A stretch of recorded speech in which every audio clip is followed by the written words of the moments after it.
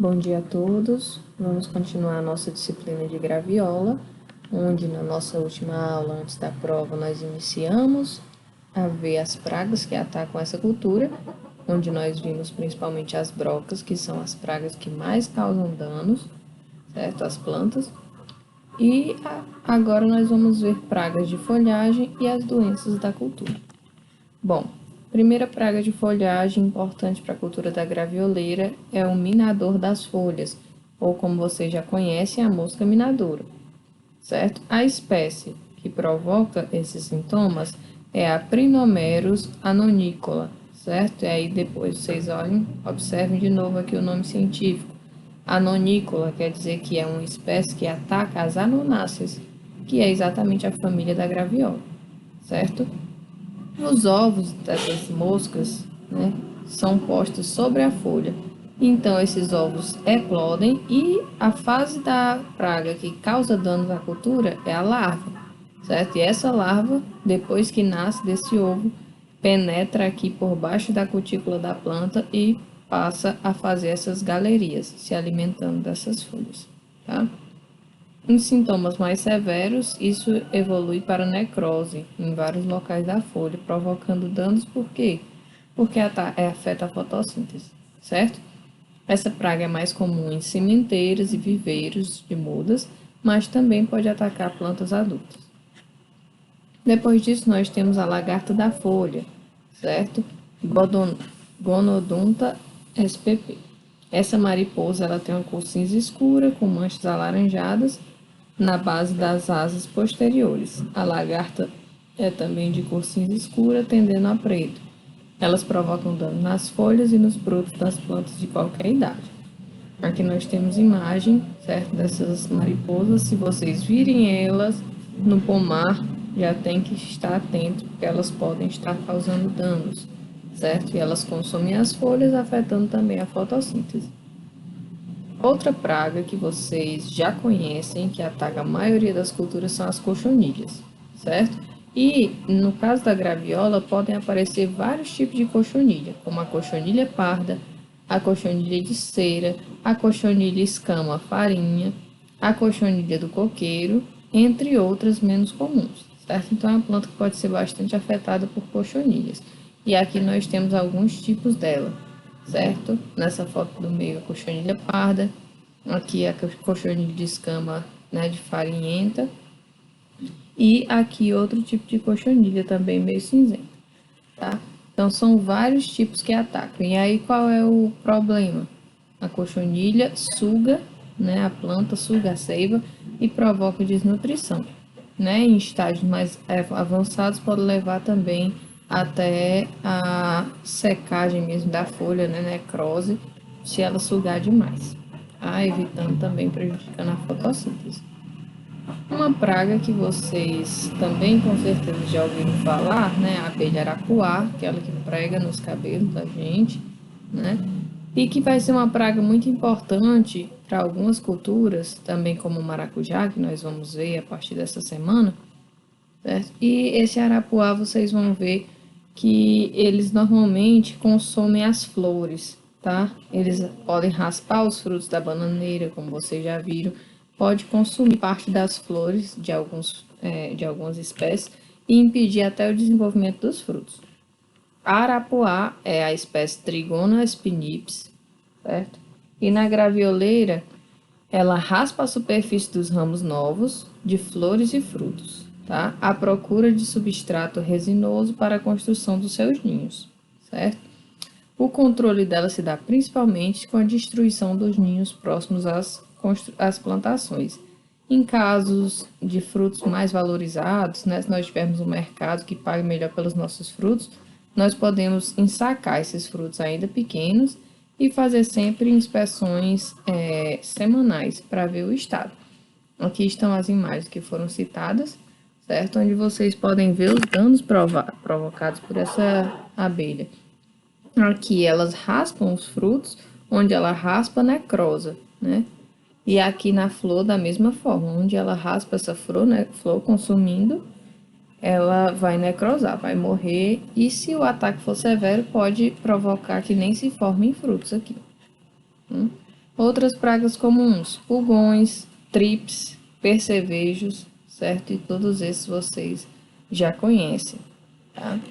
Então, não vou me ater muito a eles. A cultura da graviola não tem praticamente produto registrado, e aí volta para aquele nosso mesmo problema de sempre ficar indo atrás de algum produto que possa combater essas pragas, que não é recomendado para a cultura, certo? Com relação às doenças, em fase de plântulas, né, nos viveiros principalmente, nós temos o dumping off, o tombamento das mudinhas, né, que nós já vimos lá em combate às pragas e doenças, provocados principalmente pelos fungos Fusarium sp e Rhizoctonia solana, certo? São os dois fungos principais que causam isso. Mas como pode ser combatido, né? Ou regar o caule com benlate 0,1% ou PCNB 0,5%, ou, né, utilizar o brometo de metila, que é um produto bem mais forte, né, que deve ser utilizado no solo para esterilizar. Outra praga comum, que nós já vimos a importância dela em outras culturas como cajueiro, é a antracnose, certo? Também afeta muito a mangueira, por exemplo. A antracnose é causada pelo fungo Coletótricum glossoporioides, e esse fungo ele vai se desenvolver sobre a casca da planta aqui, também provocando sintomas de necrose, certo? Então, essa é a doença mais importante para a cultura da graviola. Se nós tivermos umidades altas, né, vai favorecer essa doença. Vocês sabem que os fungos se beneficiam com umidades altas, né? Então, muitas vezes até uma poda mesmo de aeração pode ajudar muito a combater essa doença, tá? O controle pode ser feito com oxicloreto de cobre, como para a maioria dos fungos, nós vimos os fungos que atacam as folhas das plantas, né? E benomil em intervalo de 10 dias, tá? E a poda dos ramos, visando a redução da copa, como eu falei, pode facilitar o controle, melhorando a aeração da nossa planta e evitando umidades relativas altas, tá? A antracnose, ela provoca dano nos frutos, nas folhas, nos ramos e até mesmo nas flores, tá? E aqui é o sintoma mais comum, que é por isso que ela é conhecida como podridão negra, certo? Olha aqui os danos provocados nas flores. Dependendo do nível, essas flores podem cair, certo? E como é que a gente faz para controlar? Através de amostragem, certo? Nós vamos ver se está no nível de dano econômico ou não. Então, aqui está no slide a forma detalhada de como deve ser feito esse controle, essa amostragem, né, que nós vamos realizar um zigue-zague no pomar, como se fosse fazer análise de solo, né, num total de 20 plantas por hectare toda semana, tá? Então, principalmente nos períodos de chuvas, né, aí a gente vai ter que fazer um intervalo menor a cada 2 dias. E nós vamos avaliar essas plantas, nós vamos encontrar. Como? Se a planta não tiver sintomas, nota 0. Se tiver pequenas lesões até 2 centímetros, nota 1. E por aí vai, certo? Até nota 4 se tiver lesões grandes, maiores que 4 centímetros e cobrindo mais de 25% da área foliar. Quando nós fizermos a média da nota, se essa média der maior ou igual a 0,4, quer dizer que nós precisamos entrar com controle. Se essa média der menor do que isso, nós não vamos utilizar de pulverização à toa, certo? Porque o impacto está sendo pequeno. E como eu falei, ali nós temos que ter, né, esse slide com mais texto, porque para mostrar para vocês as diferentes notas, né, a escala, para vocês saberem, isso vocês podem encontrar na literatura depois se estiverem trabalhando com a cultura. Mas o que é importante é que numa área de 1 hectare, nós selecionarmos as plantas, né, aleatoriamente em forma de zigue-zague. Tá? E aí nós vamos, nesse sentido, na primeira vez, primeira amostragem, na semana seguinte a gente vai no sentido contrário, para não pegar as mesmas plantas, certo? E a análise ser realmente representativa. No caso da Lasiodiploide theobroma, certo? Provoca a seca dos ramos mais jovens, amarelecimento das folhas seguindo das secas, certo? E aqui nós temos imagens, ela ataca muitos ramos, também o caule, ó, começa a secar e ataca o fruto. Então, os sintomas são parecidos, né, com o de antracnose. E aí, por conta disso, como é um fungo, também nós temos a mesma coisa, uma distribuição de notas de 0 a 4, que quando a média das notas das plantas que nós vamos amostrar, 20 plantas por hectare, se for maior ou igual a 1, no caso, nós devemos entrar com controle químico, certo? Antes disso, não. A nota 0 é a ausência de sintomas e a 4 é a planta com quase toda a copa seca, tá? Estamos encerrando aqui, vamos ver ainda a Pseudocercopora annona, que são essas manchas irregulares, certo? Provocado principalmente nas folhas, que afetam a fotossíntese.